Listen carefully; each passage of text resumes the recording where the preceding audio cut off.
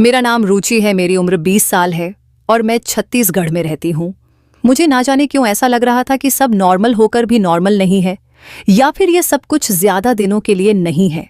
यही सब सोचकर मेरे सर में बुरी तरह से दर्द हो रहा था। मुझे ऐसा लग रहा था कि अगर मैं एक दिन भी इस आदमी के साथ रही तो मैं पागल हो जाऊंगी। कभी कभी मुझे लगता था कि मैं एक पागल औरत हूं, लेकिन कभी कभी मुझे ऐसा लगता था कि मेरा पति ही पागल आदमी है। मैं डिसाइड नहीं कर पा रही थी कि हम दोनों में से कौन नॉर्मल था और कौन नहीं। एक फिटकरी थी जो मेरी जिंदगी की सबसे बड़ी मुसीबत बन चुकी थी। कोई सोच भी नहीं सकता था। एक छोटी सी सफेद रंग की फिटकरी ने मेरी जिंदगी में जीना दुश्वार कर दिया था। रोज मेरा पति एक नई तरह की फिटकरी घर में लेकर आता था और उसे इतना संभाल कर रखता था कि जैसे वह कोई हीरे या जबरात हो। वह पागलों की तरह हर 10 मिनट बाद आकर अपनी फिटकरी का ध्यान रखा करता था कि कहीं फिटकरी खराब तो नहीं हो गई, और कहीं कोई फिटकरी को चोरी करके तो नहीं ले गया, और कहीं कोई चीज फिटकरी के ऊपर तो नहीं गिर गई जिससे फिटकरी वेस्ट हो जाए। वह बार बार अपनी लाई हुई फिटकरी का ख्याल रखा करता था। कभी उसे लॉकर में रखता, तो कभी उसे कबर्ड में रख देता, तो कभी उसे सूटकेस में संभाल कर रख देता था, तो कभी किचन में आटे के डिब्बे में छुपाकर रख देता था। मैं सोच कर पागल हो गई थी कि आखिरकार इस फिटकरी में ऐसा भी क्या था जो मेरा पति उस फिटकरी के लिए पागल हुआ जा रहा था, और उसे फिटकरी की इतनी ज्यादा परवाह थी। शादी के बाद मैं जब नई नई दुल्हन बनकर इस घर में आई थी तो तब भी मेरे पति के हाथ में यही फिटकरी थी। वह मुझसे बात करने के बाद अपनी फिटकरी को लेकर बाथरूम में चला गया था, और मेरे पति को गए हुए लगभग न घंटे हो गए थे।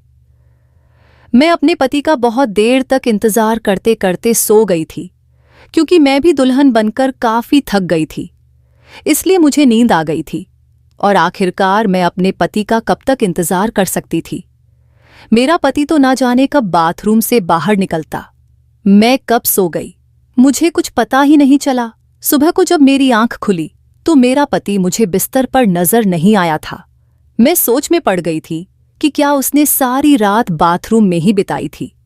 मैं बड़ी परेशान हो गई थी, और मैंने देखा कि वह बाथरूम से निकला और उसके हाथ में वही थैला मौजूद था जिसके अंदर फिटकरी थी।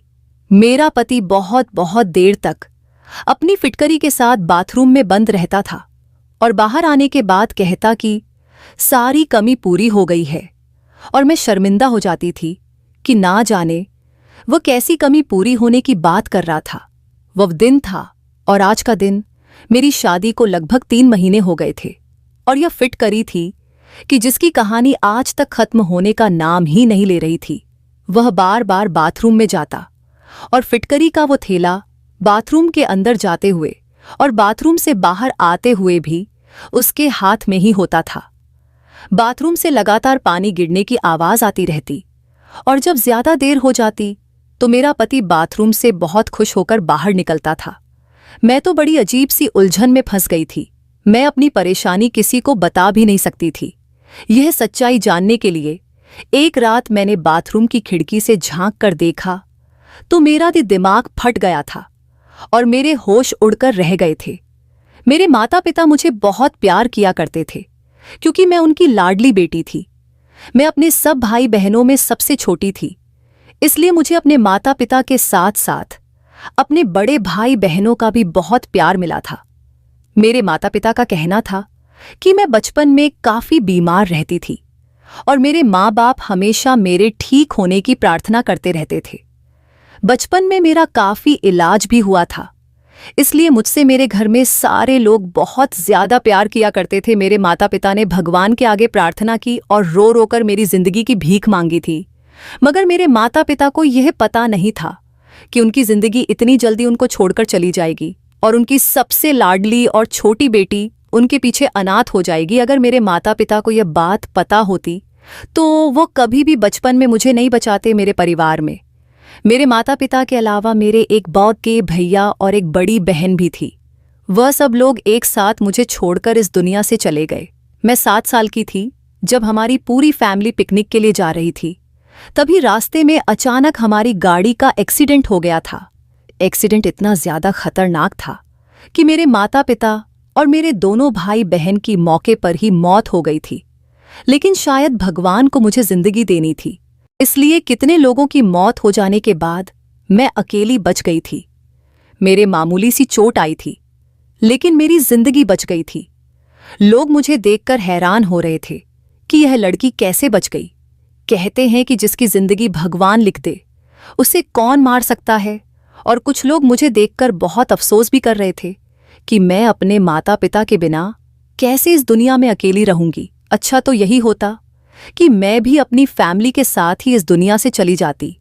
लोग कह रहे थे कि ये लड़की बनात होकर जिंदगी कैसे गुजारेगी, कौन इसकी परवरिश करेगा। इसी तरह से मेरी पूरी फैमिली खत्म हो चुकी थी और मैं अकेली हो गई थी, क्योंकि मैं बिल्कुल लावारिस थी।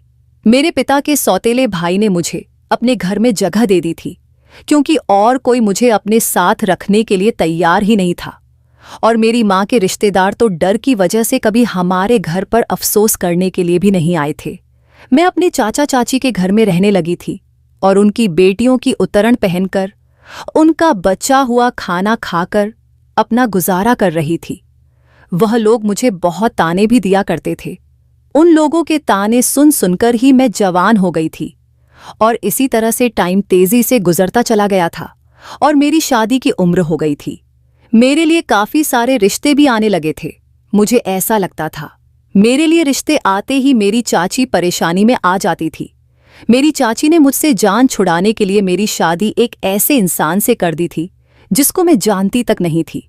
फिर भी मैंने सोचा कि चाची के घर पर मुझे सारा दिन नौकरानियों की तरह काम करना पड़ता था। इससे बेहतर तो यही होगा कि मैं अपने पति के घर काम करूं और उसकी सेवा करूं। जब मैंने अपने होने वाले पति को देखा तो लड़का काफी हैंडसम और स्मार्ट था, इसीलिए मैं बेफिक्र हो गई थी। फिर सुना कि लड़के वालों का अपना घर है, तो इस बात से मैं और भी ज्यादा खुश हो गई थी।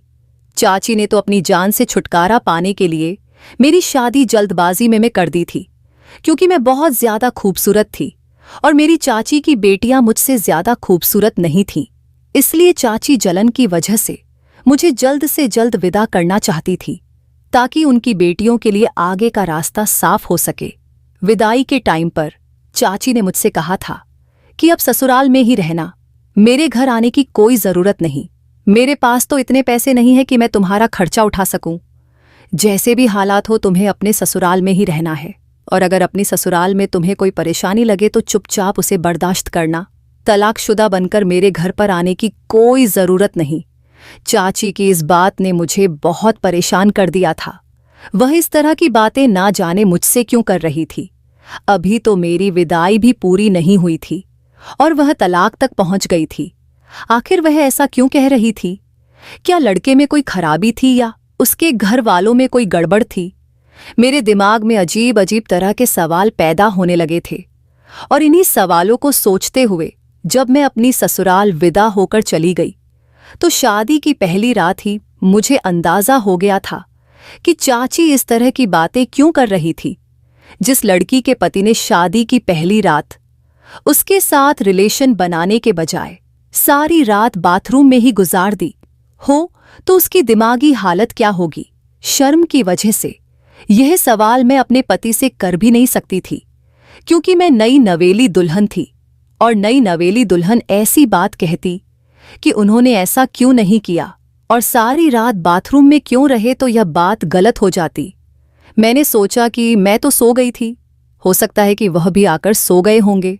शायद बहुत सुबह को वह दोबारा बाथरूम में नहाने के लिए चले गए हों। बस यही सोचकर मैंने अपने दिल को तसल्ली दे दी थी, लेकिन मेरी यह तसल्ली किसी भी काम नहीं आई थी। जब रोजाना कमरे में मेरा पति यही अजीब और गरीब तरह की हरकतें करने लगा था।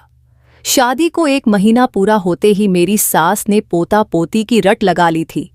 मेरी सास को तो यह भी नहीं पता था कि 1 महीने में से एक भी दिन उनके बेटे ने मुझे हाथ तक नहीं लगाया था। उनका बेटा तो न जाने किन हरकतों में बिजी रहता था और मैं शर्म की वजह से यह बात किसी से कह भी नहीं सकती थी। 1 महीने बाद जब मैं चाची से मिलने उनके घर पर गई तो चाची मुझे देखकर परेशान हो गई थी और एकदम से उन्होंने मुझसे सवाल किया कि मैं अपना घर छोड़कर तो नहीं आई हूं। चाची के सवाल पर मैंने बड़ी हैरत से उनकी तरफ देखा।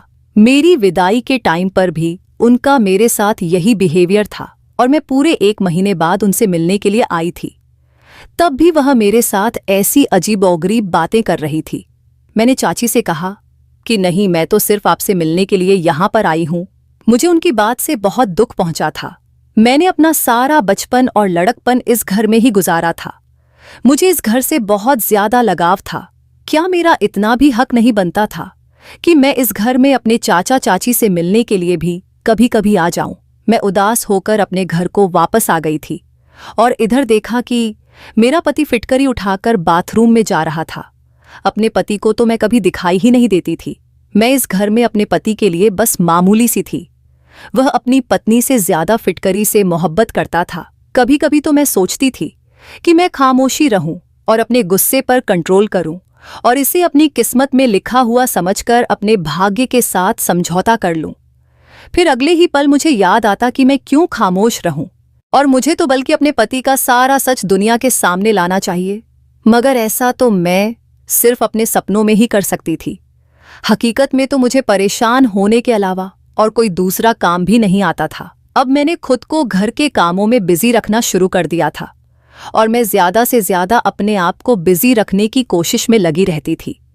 अब मेरा सारा ध्यान घर वालों के कपड़े धोना, खाना बनाना और घर की साफ सफाई करने में ही लगा रहता था। मैं चाची के घर में भी नौकरानी थी और अपनी ससुराल में आकर भी नौकरानियों की ही जिंदगी गुजार रही थी। फिर मैंने सोचा कि आखिरकार मैं कब तक इस तरह की जिंदगी गुजार हूंगी। मुझे अपने पति से बात करनी ही होगी। एक दिन मैंने बंद शब्दों में अपने पति को यह बात समझा दी थी कि उनकी माँ मुझसे पोता पोते की डिमांड करती है। यह बात सुनकर जैसे मेरे पति को करंट सा लग गया था।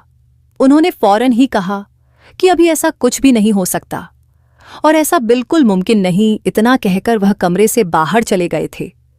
तो मैं अपना सर पकड़कर बैठ गई, क्योंकि मुझे अपने पति पर पहले से ही शक था और अब मुझे अच्छी तरह से यकीन हो गया था कि मेरा पति नामर्द है। इसलिए वह फिटकरी का बहाना बनाकर रोज रात को बाथरूम में चला जाता है और फिर मेरे सोने का इंतजार करता है। जब मैं सो जाती हूं तो वह बाथरूम से बाहर निकल कर आता है। वह ऐसे ही करता है, वरना कोई मर्द ऐसा नहीं होता जो अपनी नई नवेली दुल्हन को अकेला छोड़कर इस तरह से सारी रात खुद को बाथरूम में बंद नहीं रखता। मैंने सोचा अब मुझे अपने पति के इस राज से पर्दा हटाना ही पड़ेगा और मैं सच जानकर ही रहूंगी और यही सारा सच मैं सब लोगों के सामने लेकर आऊंगी। एक दिन रात के टाइम पर मैंने सोचा कि मैं सोने की एक्टिंग करती हूं और देखती हूं कि मेरा पति रात में क्या करता है। मैंने आज ही अपने पति से कहा था कि मुझे बहुत नींद आ रही है और मेरी तबीयत ठीक नहीं। मेरा सर दर्द से बुरी तरह फटा जा रहा है, इसलिए वह मुझे जगाने की कोशिश ना करे। मेरी यह बात सुनकर तो मेरे पति के चेहरे पर अजीब सी मुस्कुराहट आ गई थी, जैसे कि उन्हें इंतजार हो कि मैं जल्दी से सो जाऊं। मेरे पति ने मुझसे कहा कि ठीक है, अगर तुम्हारी तबीयत ठीक नहीं तो तुम जल्दी से सो जाना, मैं तुम्हें बिल्कुल भी डिस्टर्ब नहीं करूंगा। उसने कमरे की लाइट बंद कर दी और कमरे से बाहर निकल गया। यह सच था कि मुझे लेटते ही नींद आ जाती थी, क्योंकि मैं सारा दिन बहुत काम करती थी और थकान से चूर होकर जब मैं अपने बिस्तर पर सोने के लिए लेट जाती थी तो मुझे फौरन ही नींद आ जाती थी। लेकिन मैं आज बहुत कोशिश कर रही थी कि मैं जागती रहूं, लेकिन मेरा नींद पर कोई बस नहीं था।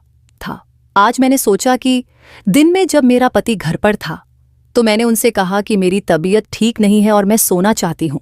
तो उन्होंने मुझसे कहा कि हाँ ठीक है, घर का काम कोई भी कर लेगा, तुम आराम से सो जाओ। मेरी सास को लगा कि मैं प्रेग्नेंट हूं और मेरी तबीयत ठीक नहीं, इसलिए मैं आराम कर रही हूं और मेरी सास ने भी मुझे किसी काम के लिए नहीं कहा था, वरना मुझे तो आराम करने का मौका ही नहीं मिलता था। मैंने नींद दिन में ही पूरी कर ली थी। मैं जी भर के सोई थी ताकि मैं रात को देर तक जाग सकूं। मैं लगभग 1 घंटे तक अपने पति का इंतजार करती रही थी। 1 घंटे के बाद जब मेरे पति कमरे में आए तो मैं ऐसी हो गई जैसे मैं गहरी नींद में सो रही हूं। मैंने देखा कि वो वही फिटकरी वाला थैला लेकर बाथरूम में चले गए थे। जब उन्होंने बाथरूम का दरवाजा बंद किया तो मैं फौरन ही उठ गई थी। मुझे डर नहीं था कि वह बाहर आएंगे, क्योंकि मुझे पता था कि अब वह काफी देर तक बाहर आने वाले नहीं। मैं घर के बैक साइड वाले हिस्से की तरफ जाने लगी थी और चोरों की तरह धीरे धीरे खड़ी हुई थी, जहां पर बाथरूम की खिड़की भी थी। लेकिन बाथरूम की खिड़की बहुत ऊंचाई पर थी और उस खिड़की से मैं अंदर तक नहीं देख सकती थी, क्योंकि खिड़की की ऊंचाई के हिसाब से मेरा कद बहुत छोटा रह गया था। लेकिन मैं जल्दी से जाकर एक चेयर लेकर आई और मैंने वह चेयर रखी और उस पर खड़ी हो गई। उस टाइम रात के 2 बज रहे थे और घर के सारे लोग सो चुके थे। किसी की भी मुझ पर नजर नहीं पड़ सकती थी, मगर मुझे फिर भी बहुत डर लग रहा था और डर की वजह से मेरा शरीर कांप रहा था। मैं वह चेयर उठाकर खिड़की के करीब आई और चेयर पर चढ़कर खिड़की के अंदर देखने लगी कि आखिर मेरा पति इतनी देर तक बाथरूम में करता क्या है। अपने पैर कांपने की वजह से मुझे ऐसा लग रहा था कि मैं ठीक से खड़ी नहीं हो पा रही हूं।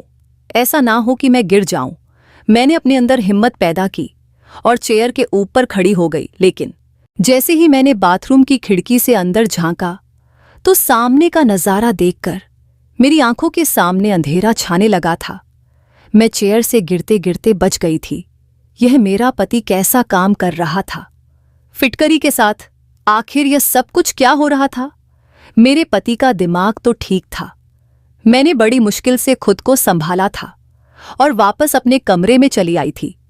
कमरे में आते ही मेरी आंखों में आंसू आ गए थे और मैं फूट फूट कर रोने लगी थी।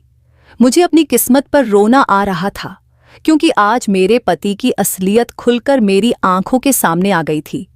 आज तक मेरा पति मेरे करीब क्यों नहीं आया था? अब मुझे यह बात अच्छी तरह से समझ आ गई थी। तो वह यह वजह थी जिसकी वजह से मेरा पति मुझसे दूर दूर रहता था। अब मुझे यकीन हो गया था कि मेरी चाची मेरे पति की असलियत को अच्छी तरह से जानती थी, इसीलिए वह मुझसे इस तरह की बातें किया करती थी।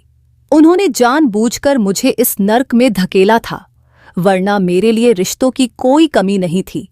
मैं बहुत खूबसूरत थी, जिसकी वजह से लोग मुझे देखते ही पसंद कर लिया करते थे और चाची को सिर्फ इसी बात का डर था कि कहीं मुझे उनकी बेटियों से ज्यादा अच्छा रिश्ता ना मिल जाए। इसलिए उन्होंने मेरी शादी इस आदमी के साथ करवा दी थी। मैंने सोच लिया था कि मैं कभी भी अपनी चाची को माफ नहीं करूंगी।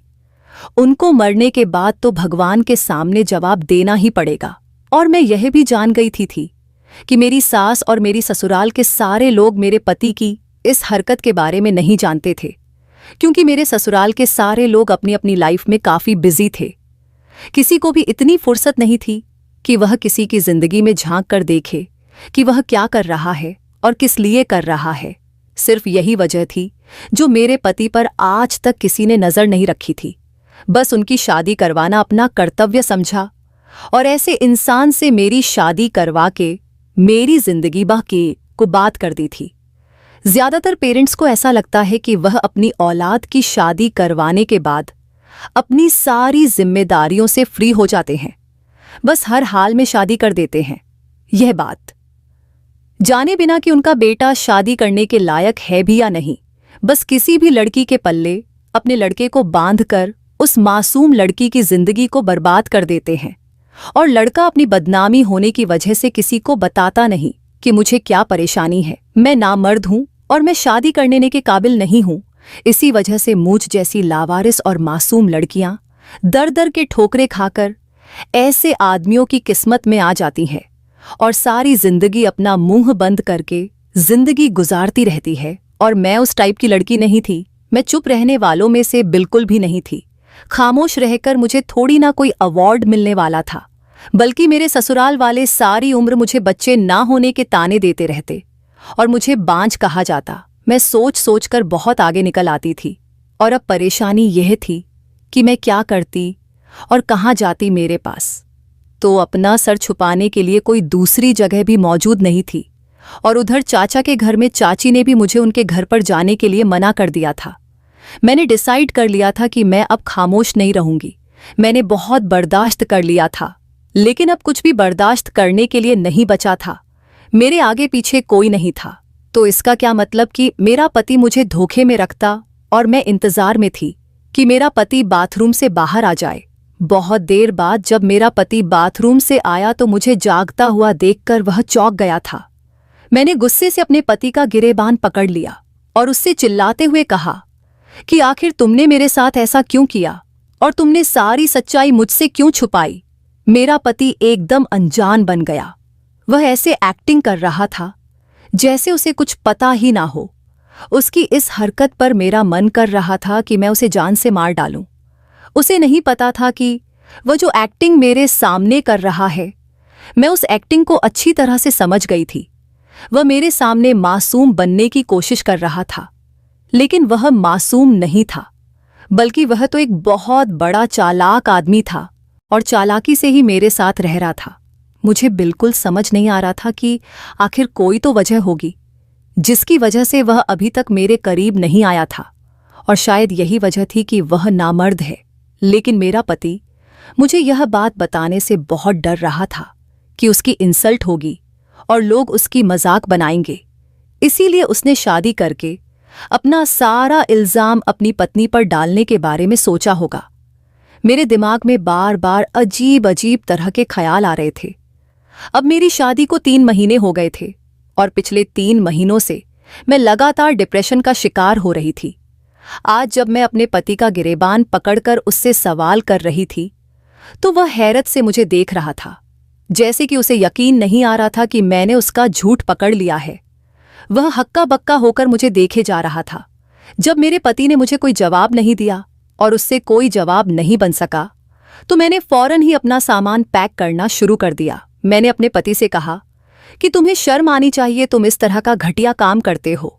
मैं तुम जैसे नामर्द आदमी के साथ नहीं रहना चाहती, और यही वजह है कि तुम इस घटिया फिटकरी को अपनी जान से भी ज्यादा संभाल कर रखते हो। मेरा पति अब भी हैरान सा खड़ा होकर मेरी सारी बातें खामोशी से सुन रहा था, मगर ऐसा लग रहा था जैसे वह मेरी बातों को समझ नहीं पा रहा था, और वह काफी सैड लग रहा था कि मैं उसकी सारी बातों को जान चुकी हूं। मैं अपने पति को हैरान और परेशान देखकर अपना सामान पैक करके दरवाजे की तरफ जाने लगी थी और घर से बाहर निकल गई थी। सारे घर वाले सो रहे थे। अभी मैं घर के मेन गेट तक नहीं पहुंची थी कि मेरा पति भागता हुआ मेरे पीछे आया और जबरदस्ती मेरा हाथ पकड़कर मुझे अंदर घसीट हुआ, मेरे कमरे में लेकर चला गया।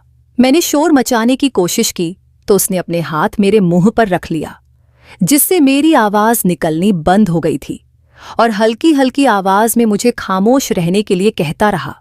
वह मुझे कमरे में लेकर आ गया और बेड पर बैठने के बाद उसने कमरे के दरवाजे को अंदर से बंद कर लिया।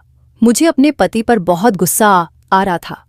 मैं एकदम दरवाजे की तरफ जा रही थी, मगर उसने फिर मुझे पकड़कर बेड पर पटक दिया और कहने लगा, ये क्या तमाशा लगा रखा है, तुम्हें मेरी बात एक बार में समझ नहीं आती।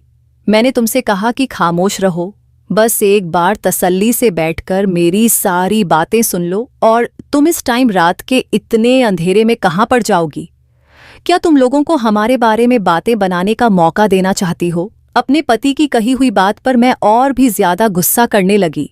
मैंने कहा कि तुम्हें क्या लगता है, तुम लोगों से सच छुपाकर रखोगे? सच ज्यादा दिन तक छुपकर नहीं रह सकता और दुनिया वालों के सामने आ ही जाएगा कि तुम शादी के लायक नहीं हो और तुम एक नामर्द हो।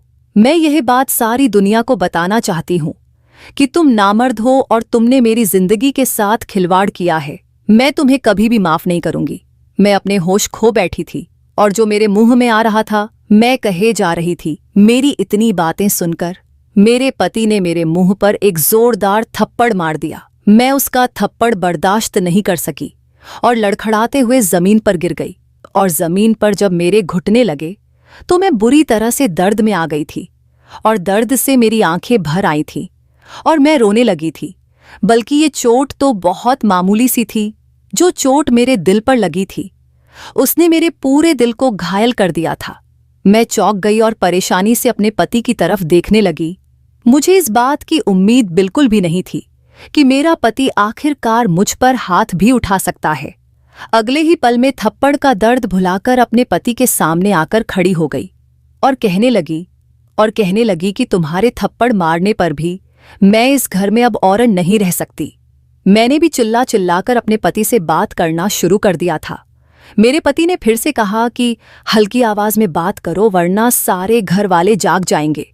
मेरे पति को बहुत गुस्सा आ रहा था। और उसकी आंखों से गुस्से भरे एक्सप्रेशन साफ देखे जा सकते थे। मेरे पति ने कहा कि तुम जैसा सोच रही हो वैसा कुछ भी नहीं है, शायद तुम्हें गलतफहमी हुई है। मैं नामर्द नहीं हूं, तुम अपने दिमाग से सोचना बंद कर दो। मैं नामर्द नहीं हूं, बल्कि मैं एक बहुत बड़ी बीमारी का शिकार हूं, जिसकी वजह से एक वैद्य ने मुझे यह इलाज करने के बारे में बताया था कि मैं फिटकरी के इस्तेमाल से जल्द सेहतमंद हो जाऊंगा। पहले तो मैं बिल्कुल ठीक था, लेकिन पिछले 6 महीने से मेरे शरीर में बुरी तरह से खुजली हो रही थी और धीरे धीरे बदबू भी पैदा होने लगी थी, और इस वजह से मेरे करीब कोई नहीं आता था। मैंने अपनी इस बीमारी का हर तरह से इलाज किया, बड़े से बड़े डॉक्टर को दिखाया और काफी सारी महंगी दवाइयों का भी इस्तेमाल किया। नेट से देखकर हर घरेलू उपाय भी इस्तेमाल कर लिया, लेकिन मुझे सिर्फ नॉर्मल सा ही फायदा होता था। मगर अब मेरी यह बीमारी काफी हद तक बढ़ गई थी और मुझे बहुत दिक्कत का सामना करना पड़ता था। काफी बड़े बड़े डॉक्टर्स को दिखाया तो उन्होंने बताया कि मेरे खून में इन्फेक्शन हो गया है। कुछ सालों पहले जब मेरी बहुत तबीयत खराब हुई थी तो मुझे खून की जरूरत पड़ गई थी। तब डॉक्टर के कहने पर मुझे एक आदमी ने खून दिया था। तभी से ही मैं इस बीमारी का शिकार हो गया हूं। डॉक्टर का कहना है कि उस आदमी के खून में एलर्जी थी, इसलिए मेरे खून में भी इन्फेक्शन हो गया और मेरी सारी बॉडी पर एलर्जी हो गई। उस आदमी का खून मुझे सूट नहीं किया और तभी से ही मैं इस हाल में हूं। डॉक्टर ने बताया कि अगर आप किसी के करीब जाओगे तो आपकी बीमारी किसी दूसरे को भी लग सकती है, इसीलिए मैं तुम्हारे करीब नहीं आता था। फिटकरी का इस्तेमाल करने से मुझे कुछ घंटों के लिए सुकून मिल जाता था, मगर परेशानी सिर्फ एलर्जी ही नहीं थी। एक परेशानी यह भी थी कि अगर मैं तुम्हारे करीब आता तो मेरी ही बीमारी तुम्हें भी लग सकती थी। ये कोई मामूली बीमारी नहीं, बल्कि बहुत बुरी और फैलने वाली बीमारी है। मैं तुम्हें भी अपने जैसा नहीं करना चाहता था। मेरा इलाज तो काफी टाइम से चल रहा था, लेकिन धीरे धीरे मेरी परेशानी बढ़ती ही चली जा रही थी। मुझे किसी ने एक मशहूर वैद्य के बारे में बताया तो मैं उसके कहने के मुताबिक उस वैद्य के पास चला गया था।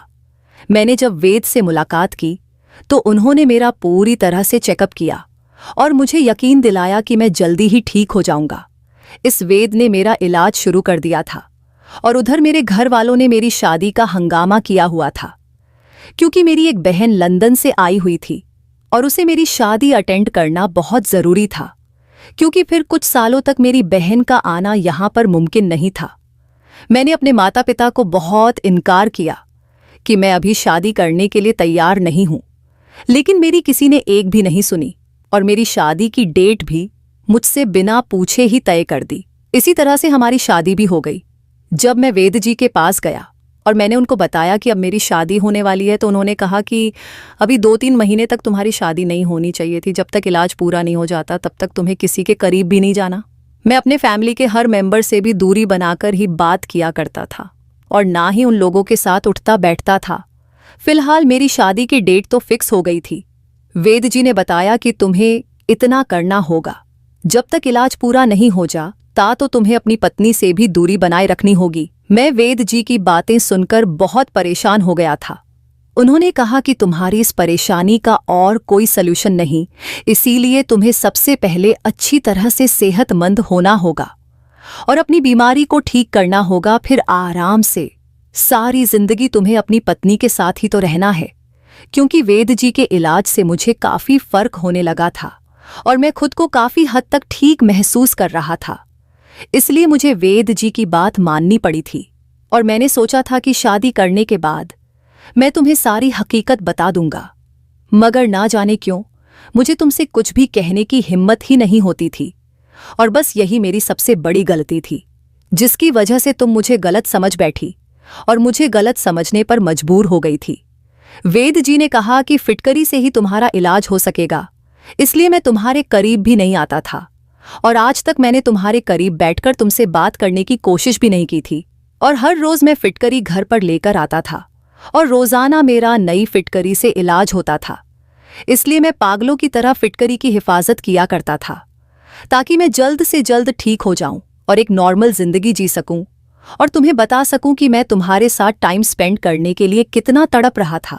मेरी परेशानी बाहर से तो किसी को नजर नहीं आती, मगर अंदर ही अंदर मैं अपनी परेशानी से बहुत ज्यादा बेचैन हो गया था। मुझे माफ कर दो, मैं तुमसे माफी मांगता हूं। मैंने तुम पर हाथ उठाया और अपनी यह सच्चाई तुमसे इतने दिनों तक छुपाकर रखी। मेरा पति बहुत शर्मिंदा लग रहा था।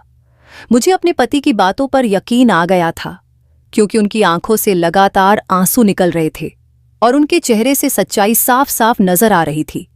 मैंने अपने पति से कहा कि आप अगर मुझे इस बारे में पहले ही बता देते तो मैं पिछले 3 महीनों से इतना परेशान नहीं होती। मेरे दिमाग में तो तरह तरह की बातें आने लगी थी। मेरे अलावा कोई और भी होता तो शायद आपके बारे में ऐसा ही सोचता, और तुम्हारी कुछ हरकतें ऐसी थी जिसकी वजह से मुझे ऐसा लगा कि तुम मुझे धोखा दे रहे हो। और मैं भी अब आपसे माफी मांगती हूं कि मैंने आपके साथ बहुत बदतमीजी की और आपको नहीं समझा। मैंने बहुत शर्मिंदा होकर अपने पति से माफी मांगी और उन्हें यकीन दिलाया कि मैं हमेशा आपका साथ दूंगी, और जब तक आप पूरी तरह से ठीक नहीं हो जाते ते मैं आपका पूरा ख्याल रखूंगी। वह दिन है और आज का दिन है। मैं और मेरे पति हमेशा एक दूसरे के साथ हैं, और भगवान की बहुत बड़ी कृपा है कि धीरे धीरे मेरे पति की बीमारी भी जड़ से खत्म हो गई और मेरे पति अब बिल्कुल ठीक हैं और हम पति पत्नी एक दूसरे के साथ बहुत अच्छी जिंदगी गुजार रहे हैं। कभी कभी हम अपनी फीलिंगलेस हैं। बहुत सी ऐसी छोटी छोटी गलतफहमियां हैं जो घर को बात कर देती है। हमें अपने लाइफ पार्टनर को अच्छी तरह से समझने की कोशिश करनी चाहिए, लेकिन हम तो सिर्फ अपने बारे में ही सोचते हैं। हम नहीं जानते कि सामने वाले के दिल का हाल क्या है और वह किस परेशानी से जूझ रहा है। अगर हम किसी की परेशानी को समझ सके तो हम उसका साथ देकर उसे कामयाब बना सकते हैं और उसकी परेशानी को जड़ से खत्म कर सकते हैं। मैं भगवान से प्रार्थना करती हूँ कि भगवान हम लोगों को सोचने और समझने की हिम्मत दे और ताकत दे और हमें सही फैसला करने की समझ दे। और अब मेरे पास एक 3 साल की बेटी भी है। ऐसा लगता है जैसे मेरी जिंदगी से सारी परेशानियां खत्म हो गई हैं, क्योंकि मेरे पति इतने अच्छे पति हैं कि कभी कभी मुझे अपनी किस्मत पर यकीन ही नहीं आता कि यह वही आदमी है जिस पर मैंने पहले कुछ जाने बिना ही काफी सारे इल्जाम लगाए थे और शक किया था। अब मैं अपने पूरे परिवार के साथ बहुत खुश हूँ।